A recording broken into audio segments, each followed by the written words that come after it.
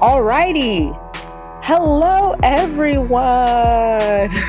Welcome back to a very special mini episode of The You Are. Should I put a Severance podcast? We are a Severance podcast. We are loosely. Loosely, because we're here to talk to you. Well, wait. Oh my gosh, it's been so long. First of all, I'm Callie Thomas. Yeah. This is my co-host, Rodnesha Green. Hello. Hi. Yeah, we haven't, can you tell it's been a minute? We're a little rusty. Been a minute. But anyway, today we are here to talk about a different show. It's related. It's in the sci-fi family. It's in the Apple TV Plus family. They are cousins, maybe. Yeah, they're cousins. But before we get there, what have we been up to? Well, first, in case you missed it, we did a table read of the unaired pilot script of Severance. So if you haven't listened to or watched that, check the episode before this or check out our YouTube and you can watch it. It was very, very fun. We had lots of people. We had some fellow podcast hosts. Sure did. We had some people from our former table read group called Flip the Script. Shout out some FTS. Newbies. Yes. And it was very fun. We did a live Zoom. Make sure you follow us, join our Patreon so you can be aware if we get a chance to do another one. We would love to try to do another one at some point. Fingers crossed. Also, if you join the Patreon, you will get to see some of the behind the scenes. That's right. That we have for making and the process of making the table reads. So I highly recommend checking that out as well. If you join the Patreon, it's a nice, fun window into the world of virtual productions, I suppose. Yeah. I mean, hey, I put it on my CV. I put producer Flip the Script on there. Absolutely, you should. We do a little bit of everything for those things. Listen, you guys, we busted our butts, okay? We don't have a team. We're sourcing the material. We're editing. We're directing. We're not writing. We're not rewriting. Thank Please goodness. don't make it. We're not. But yeah. But you know, we're doing all of the front end and the back end, and it's just two ladies trying to make it work in this world. And I think we did a pretty bang up job. So I say, yes, put it on your CV, pat yourself on the back. I'm doing the same. And we would love as many people to see the work because a lot of work went into it. Yes, I have to say, when we did Flip the Script back in lockdown era, you know, we recorded it, we did live performances on Zoom, and then we put most of them, not all of them, on YouTube. Yeah. We did that with this one.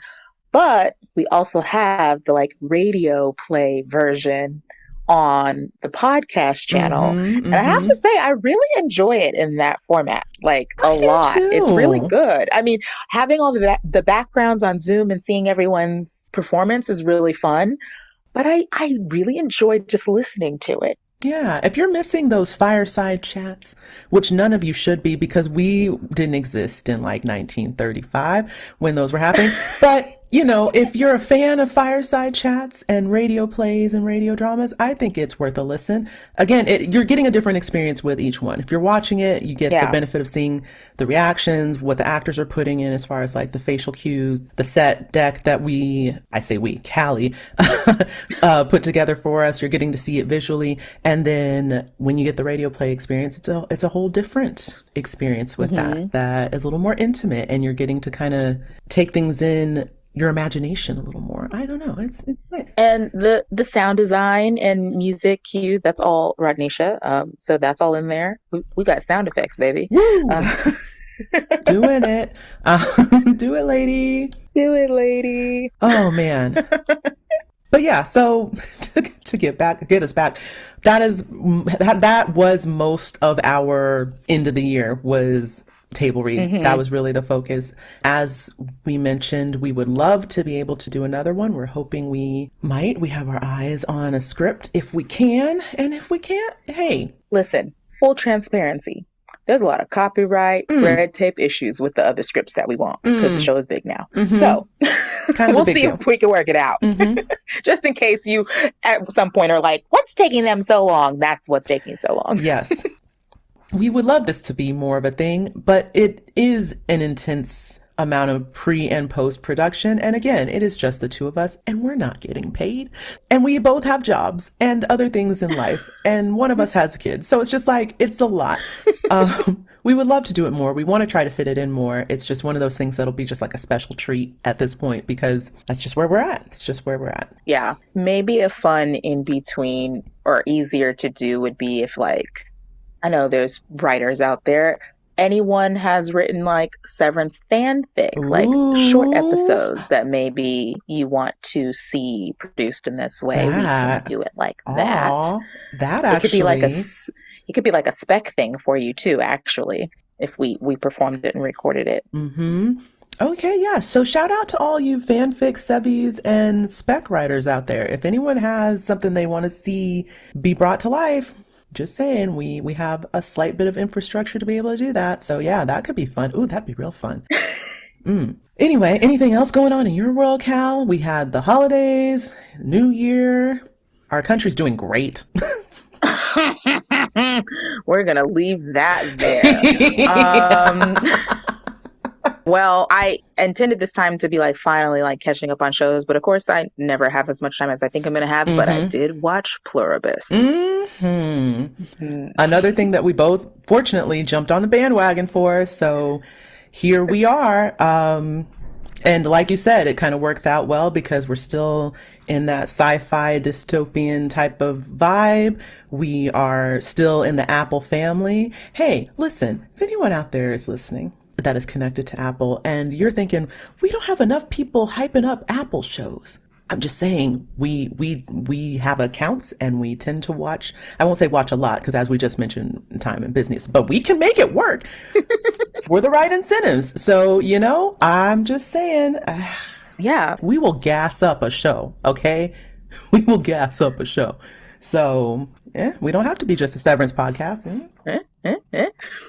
But anyway, today we are going to do Pluribus, and I'm very excited to talk about it. Yeah. You know, it started right when we were doing rehearsals for the Severance table read, and everyone was like, oh, you gotta watch it, which, by the way, Xandra, who played our Helly, is an extra in the first episode of Pluribus. Fun little crossover there. She's in the bookstore scene, just if you watched. If you watched. Yeah. But everyone was like, you gotta watch it. It's like scratching the sci-fi itch while we wait for Severance. Way back when we thought they were going to be filming in last fall. Yeah. Boy, were we wrong. What fools we were. I know. Mind you, not to like tell on anybody, but we thought we had insider knowledge, right? Yes.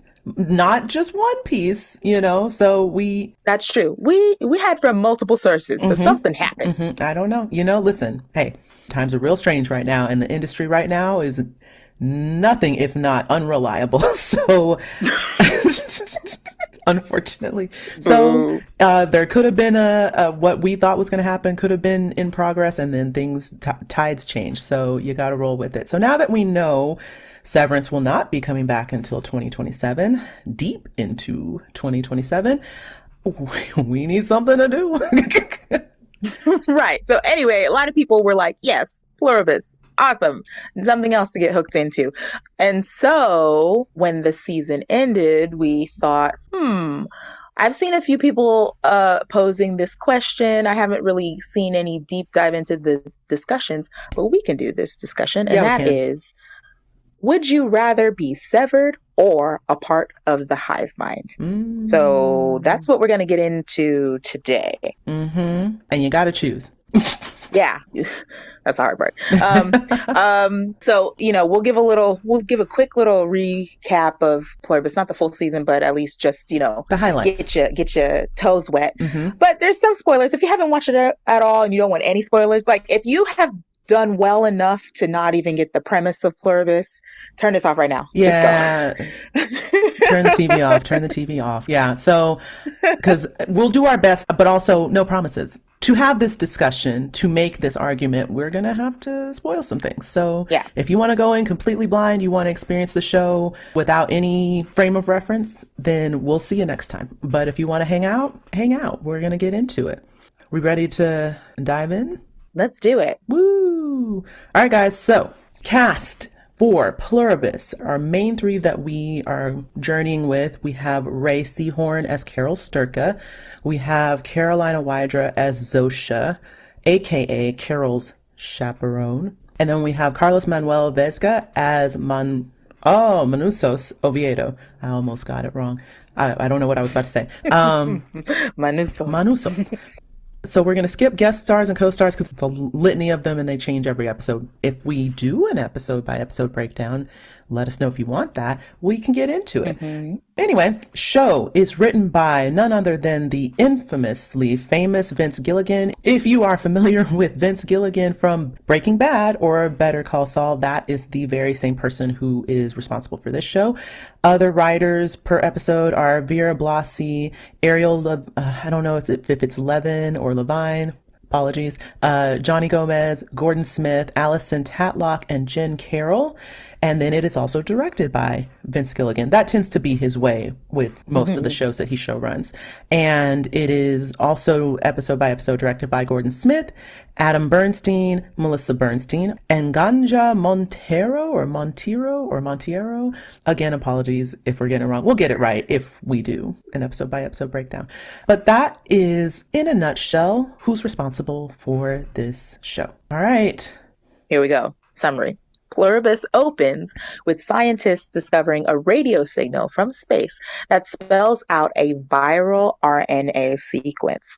The sequence is replicated to be studied, first mistake, but lab personnel accidentally get infected and proceed to rapidly spread the virus to others in a unified and coordinated effort.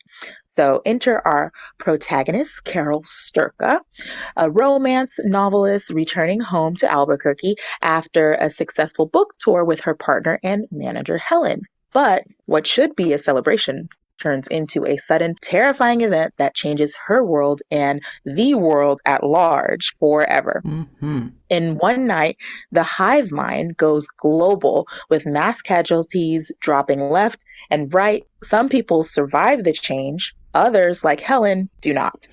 Inexplicably, Carol is left uninfected and unchanged while the world around her has collapsed. She soon learns she's one of only a handful of people on Earth who are immune to this contagion. The rest of humanity has become a part of this new collective intelligence who declare they are not alien, rather like some dormant code hardwired into humanity waiting to be unlocked. So, grieving and alone, Carol searches for answers and other survivors like her who want to set right a world that no longer feels human. Eventually, Carol encounters Zosha, a representative of the collective who appears oddly familiar. She is sent to treat with Carol because the collective doesn't want to destroy her. They want her to join them. And what follows isn't a typical fight for survival. It's a slow, unsettling, psychological standoff where the lines between enemy, ally, and something way more complicated begin to blur. Carol has to decide what it really means to, quote, save humanity, when humanity may already be becoming something else entirely. That is, in a very small nutshell, what is going on. So yeah, the virus is a hive mind. Everybody on the planet, except for, at first we think it's 12, but then we learn it's 13 people, have either died or been turned into this hive mind. And they seem nice if you trust it. But typical nice hive mind. We just want to absorb your consciousness. No big deal. Okay, this is a little bit of a tangent, but do we think that with something this large scale that hits worldwide, that only 13 people would be unaffected?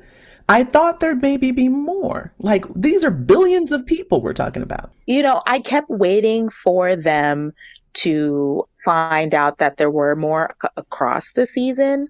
However, I do think it's very possible that we will get more uninfected people in the next season, because I think by the end of the season, they have still not, mapped the entire world. Even though it's the entire world is infected, that's what they know of, right? True. So I feel like there could possibly be very remote areas where maybe there was someone that is not infected yet and they can't reach them to confirm yet. Yeah. I also still want to know what it is about these people that make them averse to the virus's effects. I don't know if they're going to go into that all that much. Maybe they won't. I don't know if that's Vince Gilligan's like main focus. He tends to be more about like relationships than like the what, why, how of it all. But at the same time, he is a details person. So Yeah. there's the possibility that they'll circle back to that. Because we see, okay, so we'll jump into it. So we see in the very first episode, like this virus take hold and these people are kissing and licking on each other. And it's just,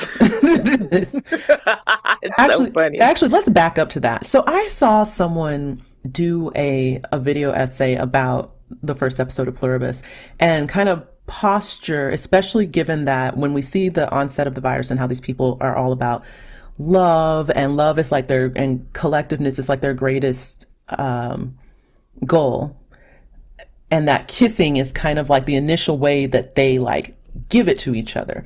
And the guy was like, why? It just makes you think like, why is kissing a thing that humans do? You know, like it doesn't really make sense. Yeah. But is it like, again, part of that biological imperative to try to like be enmeshed with someone? Is that like why it's even a thing that humans do as a sign of affection, as a way of like connecting? It just was an interesting question because I was like, yeah, kissing is gross. When you think about it, Yeah, it is. It is. Yeah. so, And it doesn't serve a purpose. right? Exactly. Yeah. So Because plenty of animals mate without using parts that don't participate in the reproduction. in reproduction, exactly. So it's like that is a very unique to human thing, and he just found it interesting that that was the way we were seeing the virus initially spread, was like people just kissing on each other. And he's just like, yeah, kissing, what's that about? Like, so it had me thinking too. I was like, it's a very good point. Yeah. Very good point. And it is the quickest way to spread a disease from person to person. And it's like, it's interesting too, like you said, we probably won't get more science-y than we've already gotten because that's not really Vince Gilligan's thing. But I wondered when I started rewatching it again, because it's a really good show, guys. I'm starting to rewatch it again. What about it made it, okay, we can spread it by kissing, but then we can also, did they do something to make it airborne, Right. or was it already airborne? Because the way it becomes this global mass thing is they drop it from the airplanes, right? So, but then when it doesn't work, and I missed this the first time I watched it, but when it doesn't That work guy tried to kiss Carol. on Carol, yeah, one of them tries to kiss her. So I'm like, well, did you think like it was maybe it just wasn't enough in the air for some of these people? Back up, I gotta get in there. Let me kiss you. And she was like, what? Because I remember the very first time, because I think the first time I watched it, I didn't quite catch that it was an airborne drop. And I just thought it was just some weirdly timed thing that everybody was experiencing at the bar because of drinks or whatever. But then when that dude reached over, I said, get off her. Like, I was just like, no, don't let him kiss you. Don't let him kiss you. Because I'm thinking they're still trying to do it manually, so to speak. Way. Yeah. So I was just like, oh no. And I thought for sure, I was like, there's no way she gets it from there if she didn't already catch it. But at the same time, it's like, get off me. Exactly. Because again, you don't know. It's like, oh, maybe it wasn't strong enough, whatever was in there. So let's reinforce. But clearly that was not the case. So yeah, I have so many questions about like the initial spread as well. Like, how many people got kissed into this collective consciousness, and when did they start doing like more like airborne attacks? Well, I think the airborne probably was just that one. Okay. But it was coordinated like, well, no, it couldn't have been. It had to have spread like well, we know they first, were licking right? envelopes and putting stuff in swabs to send off. Right. So they probably sent that to other labs, right? So it's a really good scene. Dang, we'll talk about I guess we'll talk about it more if we do it episode by episode. But it's like assembly mind, and that was when I was first like, oh, is this a hive mind? Because they're all uniform. But yeah, so even just within that first, I think they got away very quickly from having to kiss. They just had to kiss the people in the lab to get them together. And then they started putting it on petri dishes to send out.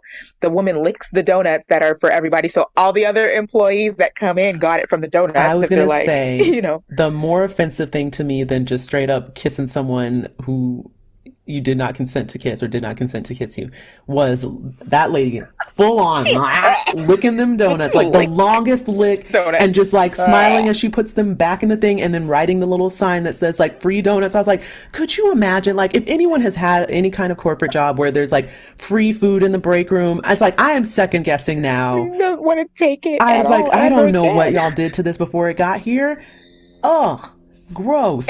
And you know what's worse about that is that, like, these are people who are coming into work at like 4 a.m. Like the two people that were there were already like, it was like Mm-hmm. night shift. It was Mm-hmm. still dark when she was doing that. I was like, these are the early shift people who are not ever going to turn down this. Oh, someone put donuts on the front desk? Heck yes. Absolutely. They're probably like, oh, yeah, this is the Friday thing. Free donuts. I don't even stop to get Yeah. breakfast on Fridays because I know there's donuts at work. That's just messed up. Oh, I was so mad. I was like, oh, just kiss them. Like, I'd rather you just, they walk in and you just assault them as opposed to like trick them with free food. That's not fair. Right. Yeah. So, anyway. All right, guys, let's talk about it. Yeah. So I think I have a question for you. Mm, I realized I didn't come back and write notes. So I know you mm, have notes, but I have a question before we of get into your course. notes, and it may mess things up the way you structured it in your mind. But I Mm, think for me, the first question before we even compare it to being severed is, let's taking severed out of the equation. mm-hmm, Are you for hive mind? Are you not for hive mind? mm, There's very strong opinions about Carol mm-hmm. and her aversion to joining the hive mind, and So, I there's think part of what makes this an easier argument is that Carol is not the most model person to Mhm. be the representative of like the anti hive mind voice because she's just kind of terrible. She's not terrible, but like she is problematic and she, has her history and she's clearly like a person who already is like not a people person. So this is absolutely like the worst thing that could happen to her is like one of us. And she's already not that way by nature. But I remember when they did the episode where she finally met the others and she was surprised by how few of them were like jumping to her side. And the thing that's tough about it is when you are on the outside looking in and everyone around you, your family, all the people that you know are, and you're attached to these people. Because I think the other thing between like Carol and Manusos is that they didn't really have strong attachments to their families and their people already. So they were already kind of like, whatever, I want my independence. I want my freedom. I prefer that. But the people that were Mhm. struggling were the people who were like, my husband, my kid, my generational family members that I'm very connected to are all in this bubble and I'm the odd one out and I can't really relate to them the way I did. And you can see where it's isolating to be on the outside of that. Whether or not you're thinking rationally about joining a hive mind and what that means for me as a person, if you're like, man, my husband or my wife or my parents or my whatever, they're all part of this thing now and I'm not. And they want me to be like, it's another level of connection with them that I can't experience, that they're all getting to Mhm. experience. And you can see where there's like this, would it be so bad? They seem to still, for all intents and purposes,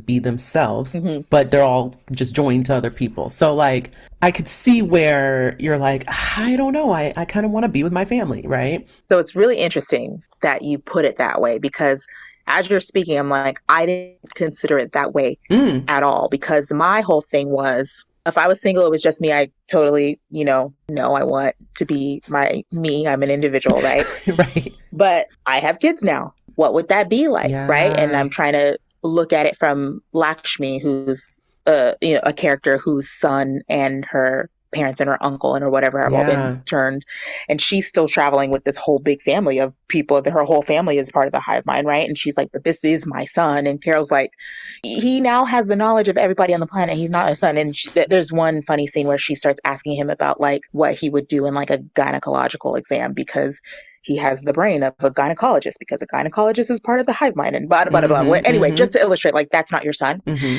And so you're saying like, if you have people, you could understand the instinct would be like, I have to join the hive mind to be with my people. Mm-hmm. But I was like, would I be satisfied living with this hive mind version of my kids, or would I be like, no, they're, it's not There's them, I not need them. them Yeah. back. And so in my mind, it was never even a consideration of me joining the hive to get to them. It was like, how do I get them back?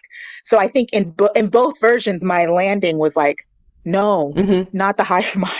That's good. And that's again, because I think there was that one couple where the wife was kind of questioning because, or maybe was it the husband that was I can't remember if it was the wife that was unchanged or the husband, but one of them was unchanged and was kind of like hearing Carol out, like, I mean, yeah, but hadn't fully like given in to the whole like I'm ready to like revolt because I don't Mm-hmm. know, it's one of those things with Lakshmi, and Lakshmi also is kind of annoying AF, so like Yeah. she's not the best example of this either, but it's one of those things where I can see where you're like, this is my kid. I don't know how to beat this thing. This feels too hard to try to come against. It's like everyone in the world versus me. And I just want my kid to be okay. And I don't want anything to happen to my child. So whatever, I'll just like let it be. Cause it doesn't seem like she's running to join the hive mind per se, Yeah. but she just wants it where her kid is safe and not threatened by any harm. Yeah. To me, it seems like she had already, this is just coming to me. I would have to rewatch it from Yeah. this lens, but like, has she already considered, does it seem like something that is even possible to change? And Right. she's already at the point of Carol having that meeting with them, decided like, we're going to do more harm than good if we try to change it. Right. So we need to just figure out how to Right. go along to get along. Mm-hmm. Yeah, it's weird. Another piece of this on a macro level, we've had this conversation about like, we don't try to bring race into it, but it's in it. Yeah. And before they started talking, and you could just tell the vibe was everyone was feeling good, I was like, oh, they don't want to do what Carol wants to do because Carol's a white lady and she's just assuming that their lives got worse like hers did, but maybe their lives got better. There's that. And And that it's the privilege of it all. that was an interesting. So when they showed Mr. Diabati, Mm-hmm. and they haven't gotten much into his background, but it seems like maybe his background wasn't the best prior to this, and he's full on taking advantage of it. He's like, Yep. oh, I can have these people fly me all over the world. I can go to all these places I never could have gone to before. I'm getting treated like royalty. I'm getting ladies left and right. Like, this is great for me, Mm-hmm. And then same for maybe like Lakshmi and her family. I don't know what their existence was like before, but like, yeah, you could see where for people who are in the minority in most parts of the world, Mm-hmm. and even Zosha, right? Where when we found Zosha was looking rough.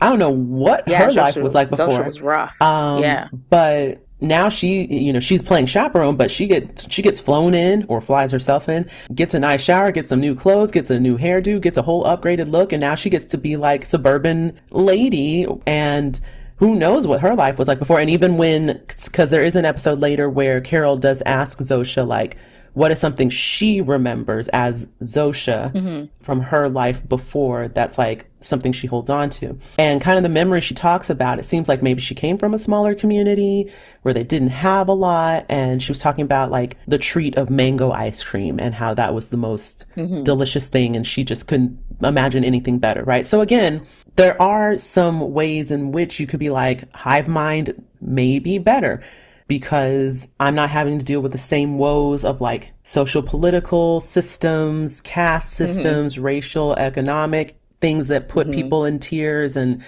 everyone's just on equal footing, but also Yeah. everyone's on equal footing. So like, Right. And the problem with that is it's like, you don't know what it feels like, right? Like they're trying to explain to her what it feels like to be a part of the hive mind, but you can't know until you know. They even can't even explain it, right? So even if you're thinking, oh, all of these terrible things that are done away with because of the hive mind, that would Right. be great. But it would be great if you could exist in that world as yourself, but you're not going to stay yourself. Right. So, Right. And that's the hard part. Cause like, so for me, I mean, I will say just point blank, I wouldn't be running to join the hive mind because I just, again, like you said, I don't know what the other side of that is like. I know what you're telling me, but I also know that like your goal is to get me on side. So like, you're going to tell me what sounds great to get me on board. And I don't know all the ins and outs of that. Right. And for me, it'd be a no. And I'm kind of like you, Cal, where like, if I'm looking at my family, my dad, my sisters, I'm very close with them. and they're all talking like robots. And yeah, they have their memories of themselves, but they don't have anything else that rings to them individually. Mm-hmm. I'd be like on the side of trying to get them back as opposed to joining, Yeah. because I'd be like, I don't like this. And I think Carol even mentioned at one point, Zosha said something about like having her cousin or someone she was close to. Do you want him to come see you? You haven't seen each other since blah, blah, blah. And she's like, well, it's just going to sound like you, right? So what's the point? Right. It's not going to be him. Right? So that would kind of be for me where it would be tough. Now, what I will say is you get a little further down the road, months, years later of trying to figure this out and fight it and not getting anywhere. How would you feel about it at that point? I don't know. Yeah. That said, too, I think we can see just across this little bit of time. I can't remember how much time it has been by the end of the season, maybe a couple months, not even. Some I don't months, remember. yeah. But anyway, Zosha has gotten very good at behaving just as Zosha, even though she is the hive mind, because that's what Carol wants. And the point is to keep the people happy, right?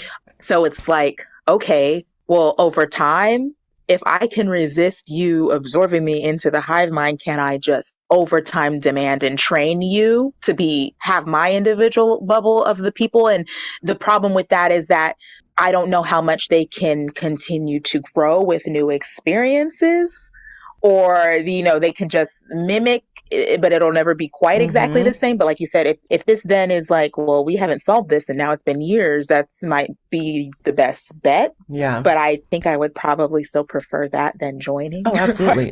Listen, joining is not an option for me. We'll try to ride it out as long as we possibly can. And so it's literally a you against the world. It's just it's a clock thing. Like, it's just, yeah. How much time do I get? How much time before I can run out the clock? It's not an if, it's a when.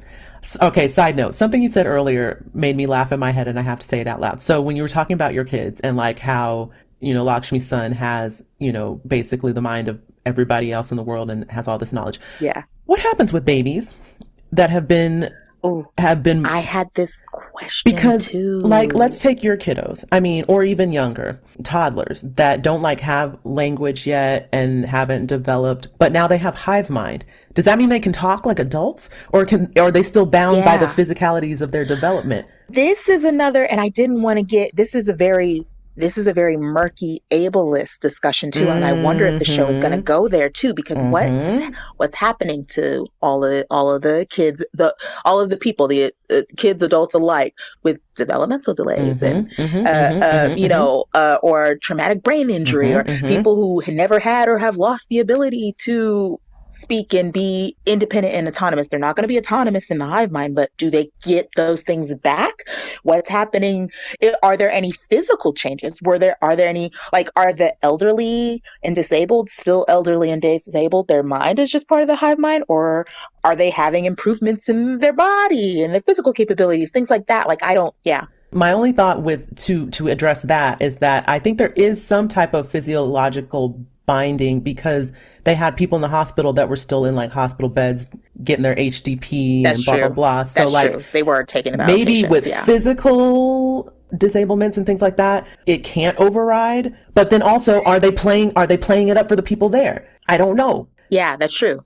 And then it's like, if we're talking about physical, how far down does that go, right? Exactly. Because if I'm thinking about, like, I mentioned traumatic brain injury, right? So there are people that's an injury. So does that stay then? That's a good point. Versus like someone who has autism, that's a neurological thing, that's something in the brain, but it's not necessarily an injury. Like, it's wires working differently, but not wrong. So does that stay, or does that go away? My guess is, at least from a writing standpoint, they're definitely gonna like over that, because I'm sure if they got too in the weeds, it'd be like, now, like you said, at what level does the change override certain things, and what does that mean? Yeah, and that was my thought, is like, I was like, they probably will not touch on this. Yeah. Because I don't know how you get it right, but I can see it making a lot of people very, very mad, because it can be very ableist very fast. My thought would be, again, just from a show writing perspective, is that the hive mind isn't like an override so much as just you're wired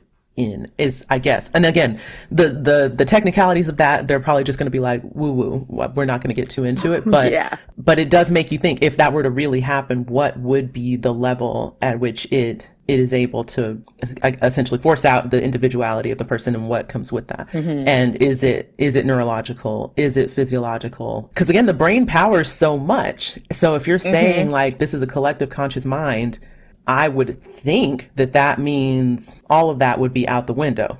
Right. Or did neurodivergent folks just not survive because their brain wasn't hardwired the way that it could be absorbed? That would be a great, because that's another question, is why did the people who didn't make it through the change die from it? That would be wild if it was a neurodivergence thing. Ugh, I'd be in trouble. Terrible. Yeah. So again, they're not going to go there. They're not. They're not. That's too messy. That's too messy. Okay, so we're both in the camp of no hive mind. But when it comes to hive mind versus severance, which is the lesser of two evils, because it's definitely not like one's a win. Right. So, okay, let's talk about some of the levels of this, because maybe that'll help us decide. So if you're talking about the opt-in option of it, right? So with severance, we have this elective procedure, right? Do have to elect it. They can't force it on you, at least as far as we know in the show right now. Yeah. They drill into your brain, they implant a little thing, it bisects your personas, splits you in two, you're living two different lives, and one life is very much bound by space, because it needs to be wherever they have the system to engage your second severed self, right? Right. And then you have the joining with Pluribus, where for the most part we are seeing that it is very much involuntarily being joined into through various different methods, including sexual assault and just straight on like airborne bioterrorism. So not the best in joining, but then once you're in, apparently you feel great and you love life and everyone's all kittens and roses. You still have free range of the world as far as you know. In fact, you have greater range because now that you have this collective consciousness, you have abilities to take yourself wherever you want to go. You have skills to navigate the world in any which way you want. So maybe it kind of opens up access. Again, as far as we know. Right. We don't know if maybe some people are being told you must stay here because biological imperative, or we need you here, and they're happy about that. Yeah. As far as everyone's saying, whatever they're told to do or wherever they're told to be, they love it, as far as we know. Right. And then also, you know, if we're talking about the people who didn't get turned immediately, allegedly, the joining is elective for them. Yes. Because they've said, you know, we are working on this way. We have figured out this way to get you to come in, but, you know, we won't do it unless you say yes. One character ends up saying yes. But that, again, also is just allegedly, because towards the end, we get an idea that they're probably working on a way to do this to Carol, even without her permission. Here's the thing that's crazy to me, because, again, when it comes to the people who weren't part of the mass joining, and now they're saying, well, we can't force this on you, because is it only because they have to invade their body to do it that they need permission, right? Because like, so to back it up, like they clearly did not ask the world for permission to have to like biologically attack them with an airborne virus, right? They just did it. And for whatever reason, they don't see that to be a violation or whatever of I a think person's... it's about physical harm. Okay. But then what's weird, I guess maybe with that one character who said yes, they got her permission or consent to get her stem cells, and that's why... Yep. Okay. Yeah. Okay. Because they have to give you that big old spinal tap needle to do it. So I think that's why. So once they have your stem cells, consent is out the window. I believe so. Okay. That's what they allude to at the end with how they figured out to get around with Carol, which I think that's a big reveal that I thought people connected. We had this conversation. I thought people connected pretty quickly, but not everybody did. So I won't say it here. I'll do it if we'll do a breakdown. Yeah. A deep dive. Yeah.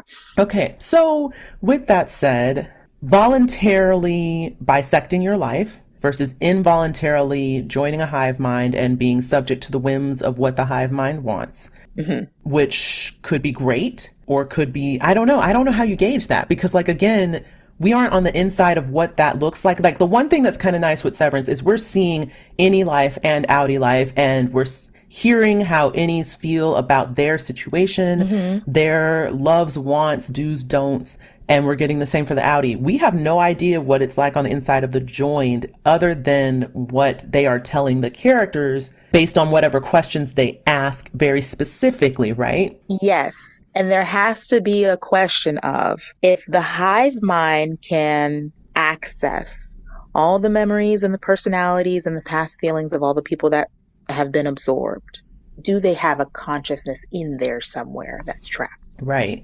And I think one of our characters, Manusos, was kind of tapping into that potentiality because clearly there's stuff going on with wavelengths and frequencies and what your brain is registering and stuff like that. So that'll be interesting to go deeper into.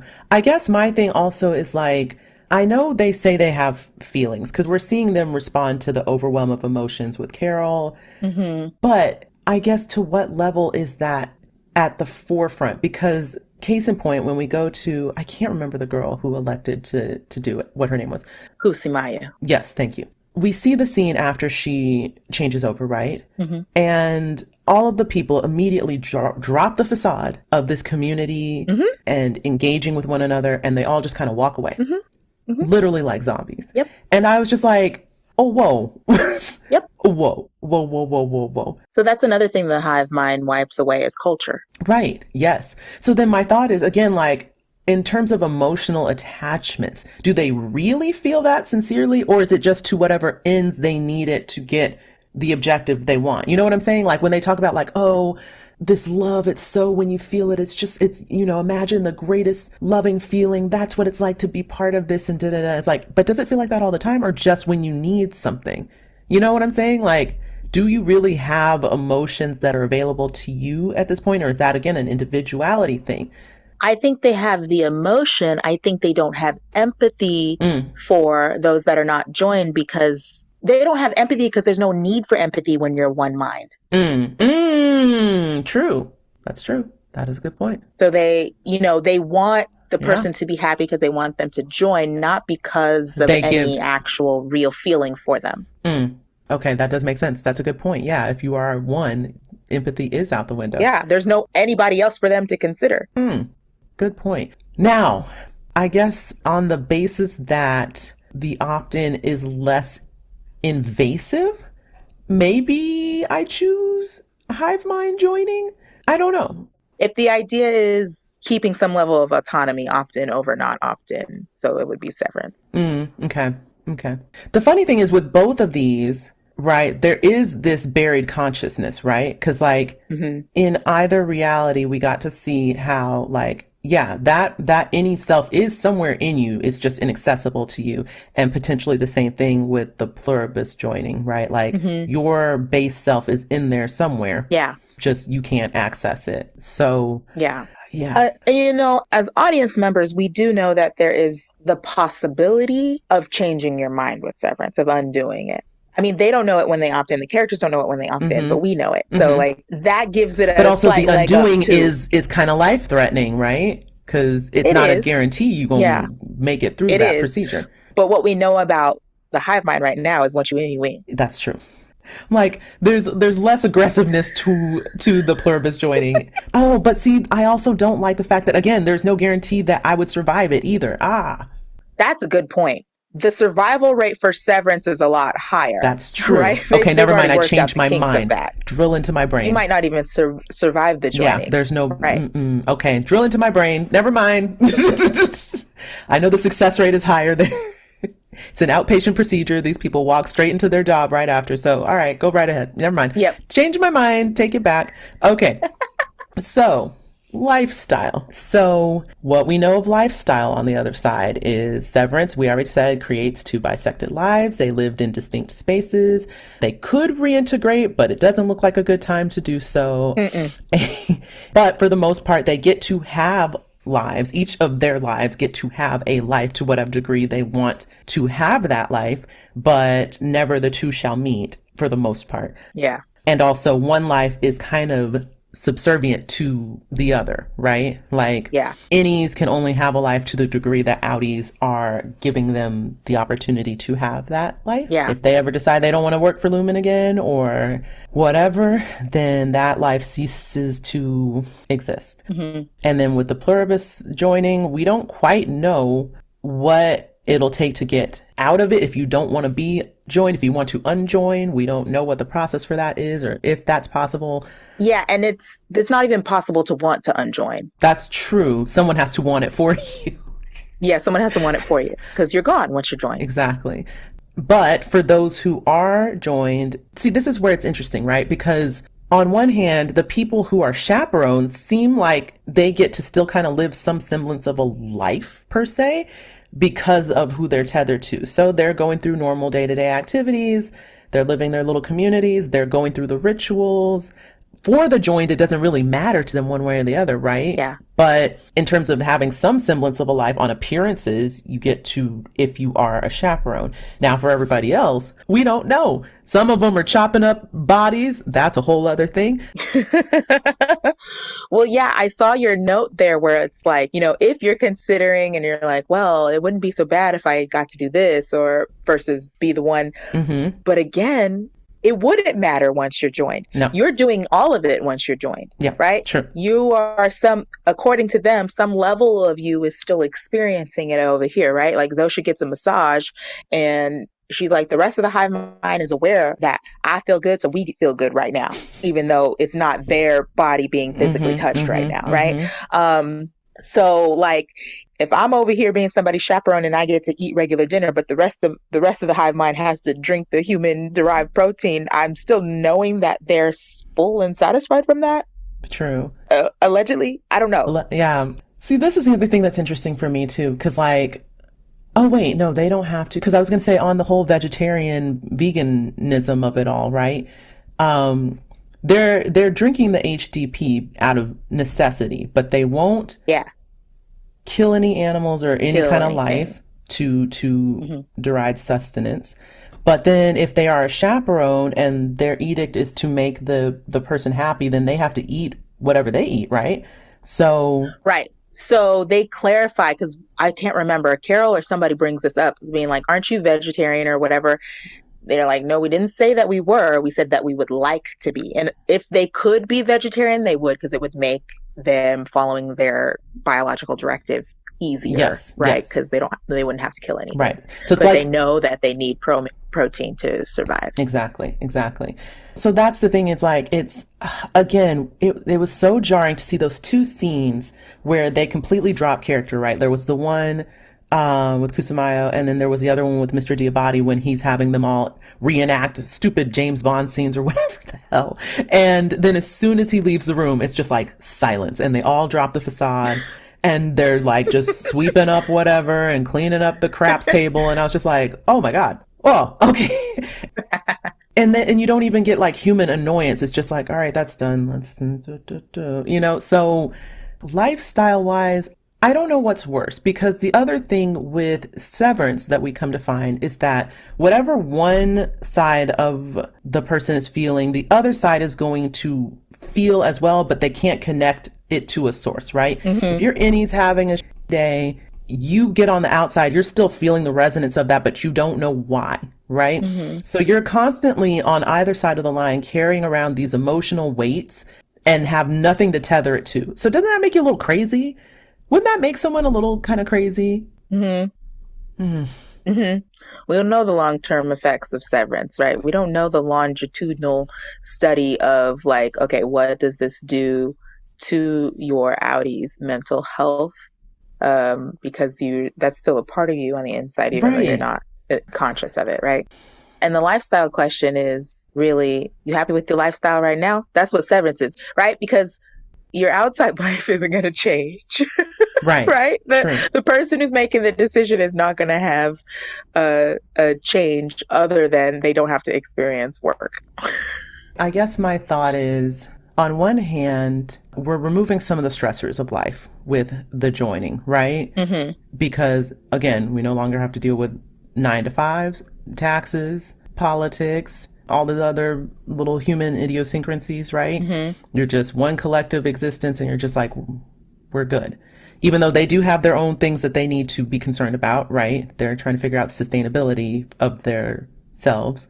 But they've got a little Hmm. runway to get that figured out, right? But for the most part, everyone's just kind of chill doing whatever they need to do to get along, go along to get along versus like Severance. You still have to deal with life. Right. And now also I have to deal with my mind split in two. And ugh, I almost feel like the lifestyle question is, are you choosing to still live and are you choosing to die? Because I don't see how joining is any type of any life. different from choosing to kill yourself. Like, you are not going to have a consciousness anymore. It's this, it's like, it's almost like if we could ask like like if they would reintegrate or join a hive mind, it's kind of like a more similar question, right? Their existence, as they know it, is going to change us in some way where they don't exist. From where I stand, my existence wouldn't change by very much if I got severed. The joining is like a question of the afterlife, where like I'm told it's supposed to be good, but you don't know. No, And it's then true. once you're there, you can't You can't undo undo it. it. That's You true. can't undo it if it's wrong. If it turns out to be a lie, what do you do? But I also do not like the idea of somebody having the ability to hijack my mind at any given moment. Right. Terrible. Because, like, Yeah. I could, again, my lifestyle for the most part could stay the same. But as we see with Dylan and all this OTC drama, you could just decide, engage. And I don't know what the hell I'm doing forever or hours or whatever. I don't like that either. Ugh. Yeah. Oh my gosh. I feel like we needed parameters on this because That's true. again, it's like, okay, are we thinking like we're in the world of Severance and we don't know that those things can happen to us? Or are we thinking with the That external? makes it too easy. That's true. I almost feel like, yeah, if we're thinking from, this is I us. answered my question. Yeah. This is a discussion. This is us. Because it would be too easy if we knew, I think it would be super easy if we didn't know what we know happens to the any. That's a good point. That's very true. That's a good point. That's true. Yeah. I don't know how to parse this one out. This one's tricky. Yeah. It is, like you said, equivalent to like, unaliving, right? Because you don't know what the other side looks like. All you know is what you're promised and what you're told, and you won't know until you're there. And once you're there, that's it, right? Yeah. It's kind of, it's a faith-based question. I feel like, if I'm like in Carol's position, or I should say Lakshmi's position, right? And my whole family survived the joining and are telling me to join, then I don't know. Yeah, it would be hard not. The easier question is, do you want to be unjoined in a joined world? Because that seems like the happy median. I get to be me. I don't have to go to work. Right. I don't have to do life. Right. And people are there to kind of like cater to me. That's terrible. I feel like eventually I would go crazy. Oh, yeah. Absolutely. But I definitely would be taking more of an advantage of it than Carol. Carol is. Yeah, Carol's crazy. She's not doing enough. Her and Manusa. So I'm like, y'all, okay, listen, I get it, principle, all right, but also like, let's live a little. And what's so funny is like, at least Manuso's makes sense to me because he doesn't even know what he doesn't know because he has locked himself away, refused to participate with them. Like he doesn't even know the basic information that Carol knows by the time he gets to her. He's like, his world is blown wide open. True. Right. And it's been months at that point. True. But Carol, like, they're going to feed you and they're going to do all these things. Like, at least do that. At least travel a little bit or something while you're trying to figure it out. You don't got to live alone at home in Albuquerque and go to your local museum and that's all you're doing. I'm going to do a few things. I'm gonna take some time to catch up on what life has not afforded me to date. And then we'll figure out how to get people out of the life. But yeah, no, that wouldn't be me. Okay, I don't know how to answer this one lifestyle wise. Maybe it's a draw. I don't know. Yeah, I don't know how to answer it. I don't either on that one either.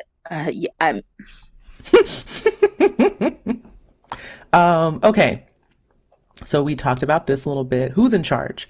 So Severance, as far as the way this procedure is structured, this is all going back to Lumen. This is all going back to the Egans. Mm-hmm. They kind of have the upper hand in the power dynamic here. Mm-hmm. We also don't know what discussions are being had politically to get this into the hands of other people and what the aims and means for that is, but clearly it is under some type of opportunistic capitalistic structure of wealth and power where like the ultra wealthy are going to be sitting at the top pushing buttons. And again, I don't know what the end game is for Severance as far as like, are they siphoning something off of these folks? Is that the end game? We don't know what James and them are trying to do with this particular technology, but we know it isn't as simple as have your life in two parts, have it both ways. It's Burger King, right? Like, Yeah. Yeah. so there's that. And then obviously the hive mind, we don't know. I mean, no one is in charge, but like the biological imperative is what's, directing all of the moves and decisions, etc. And it just seems kind of like whatever a typical viral imperative is, which is just to replicate and to replicate and to replicate. So when does it end? Never? I don't know. And to what extent do you continue to operate under that? Yeah. This one is the easiest one to me. It's interesting that you broke it down this way. This one is the easiest one to me if I'm just thinking about my existence in our society as large as a Black woman. I feel like, take that away. Joining. Take that away. That's not going away with Severance, right? Right. I'm still going to experience racism. My NEA is still going to experience racism. Like, take that away. True. Very true. It's so funny how our lens on things lends a lot to the decisions and how this is swinging because right. It's a big deal. It changes things. All right. Well, we shot right through that one. Okay. Easy. Work-life balance. So I've already kind of mentioned this a little bit earlier, but Severance, I still got to go to work. I still got to put in a day. One version of me does not perceive that day. Another version of me does. And does forever and ever and ever because they never leave. I still got to pay my taxes. I still got to grocery shop. I still got to do life. But I guess, again, the thing is you offset your day a little bit by having 8 hours that you don't have to be checked in. And the rest of the time is yours to do with supposedly as you will. Pluribus, I don't know what's happening. Maybe I'm working. Am I hibernating? Am I chaperoning? Am I banging Mr. Diabati? Well, what am I doing? I don't know what I'm doing. like what are we? Right. I don't know what the work-life balance is. And again, it's a question of do you trust what they're telling you, right? Because allegedly, you're going to love it no matter what you're doing. You're going to love it no matter what you're doing. That's true. Because you're doing all of it. You're doing one individual thing and you're also doing all of it all at once. You're experiencing it all together and it's joyous and it's wonderful.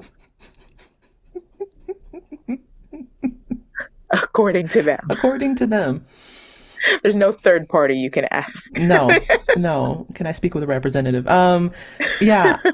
I think the thing that's wild to me, again, we're seeing snippets of it where it's like, they've already mentioned there is a bit of a problem to their existence and their existence on this planet in particular, in these bodies that I guess the biological imperative didn't think through. I don't know, whatever, coming from space or whatever, whoever sent it out. So like you said, whatever you're going to do, you're going to love it. But I guess there is no work-life balance because work is life, life is work. Everything is nothing and nothing means anything and all of it means the greater good and blah, blah, blah, blah, blah, blah. Right? So yeah. This one's, I mean, it's not tricky, but it's just like, there's a known factor and there's an unknown quotient that we don't know what. Yeah, I think this one is a little hard to parse out from the who is in charge one, but I think in general, life is okay, So, I mean, I'm happy, right? And I say all the time, if I could win the lottery and just not work anymore, we'd be great. Yeah.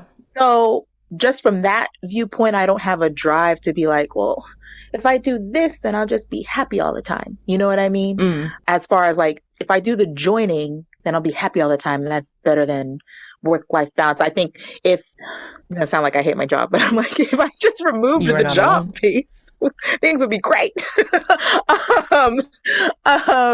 But I feel like it's not like a definite like Severance over Hive Mind in this one, but I'm more leaning towards Severance on this one than Here's what I'll Hive say. Mind.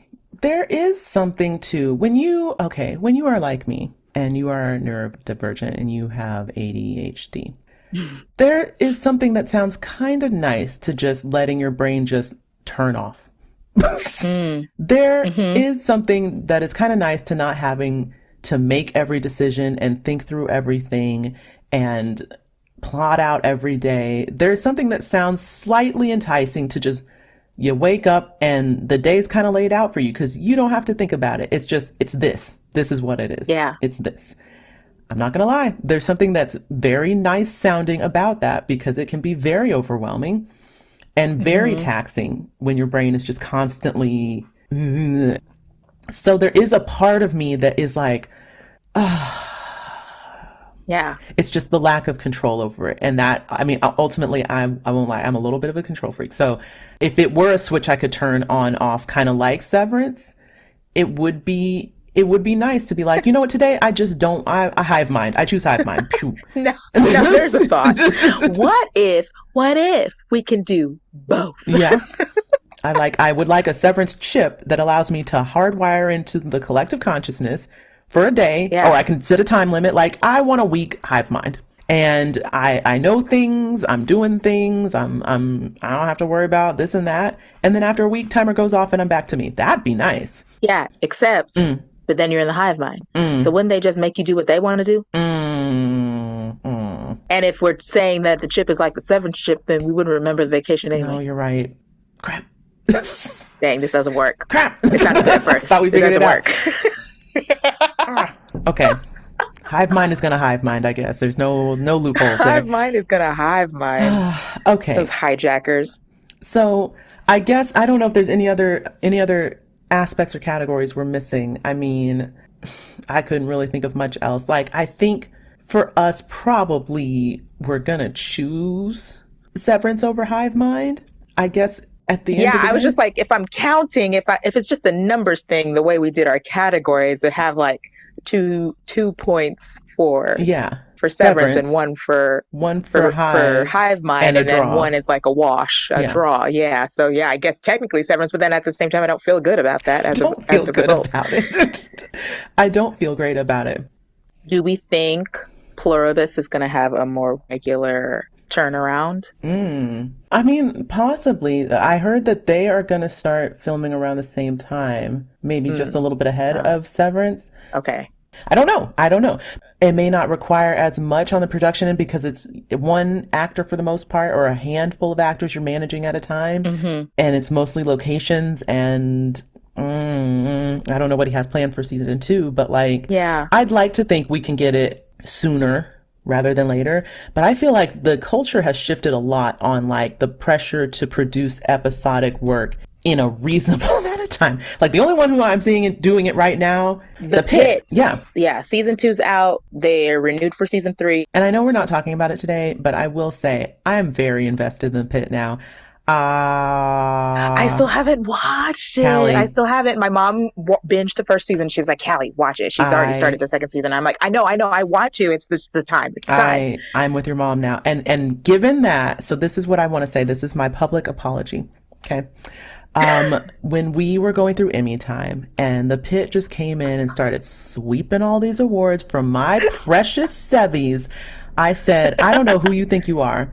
Okay. I don't know who you think you are, but you need to back up and assess. Okay. Cause we've been here. Okay. We've been about this. Now that I have watched, I've got to retract some things. It's a good show. It's a good show, and I'm very invested. And I'm not gonna lie, I don't think I've talked to as many people about you need to watch this show since Severance.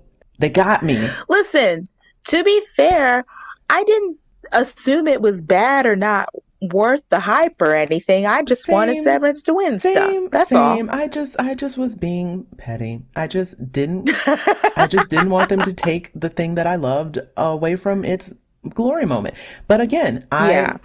I have come around. Credit where credit is due. Noah Wiley is fantastic in the show.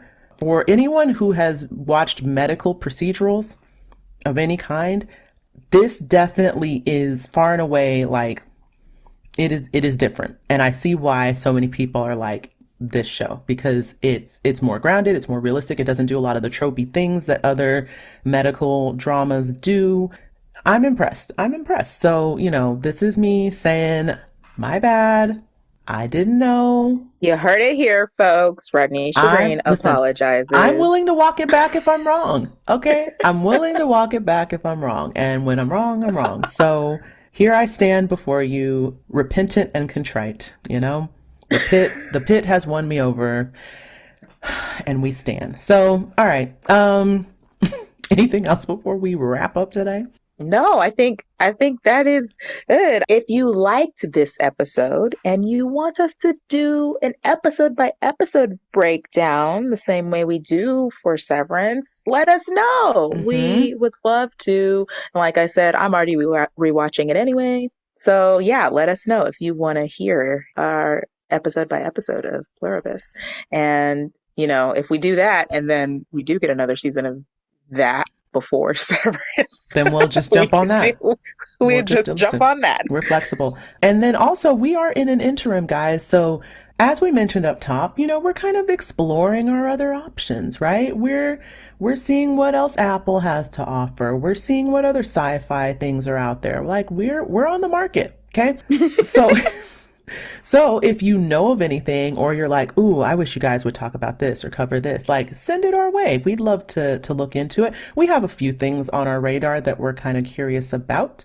But as of right now, listen, we are unmoored, okay? We are a sailboat without a rudder. Is that a good analogy? Like we're just kind of out there. We're right. I know you don't want to not have a rudder, but like No, I'm just like, I don't know the parts of the sailboat. What was that bad? The rudder? Was that the steering wheel? Is that what you steer with, the rudder? I don't know. I'm like, where's she going with this? I don't know. I don't know. I don't know about boats. I'm pretty sure the rudder. I guess in a way it is connected to the Like the steering opposite, wheel. like if the rudder goes It's this way, you go that way. it's the little thing at the bottom of the boat that like kind of guides. It's a little flappy thing. If you're listening and not watching, we're both flapping our hands. Someone tell us if we're right. I'm pretty sure that's the rudder. I could be wrong. Oh dear. I don't know boats. I just know analogies loosely. But the point is, we're adrift. Okay, so if anyone wants to point us in a direction, oh, I guess if we don't have a rudder, we can't really guide it. I'm losing the thread. The point is, the point is, give us any recommendations you'd like to send our way. We are happy to take a look at it and throw in our thoughts if it's something that appeals to us. Yeah. Well, follow us on social media. We are on Threads, Blue Sky, TikTok, Instagram, Lemonade, YouTube. Y'all, I don't know what's going to happen with TikTok. So I've been telling the TikTok people, if you're not already on Blue Sky and Instagram and all of the things, follow us there because we don't know. Mm-hmm. But we are at the UUR Pod on all of our socials.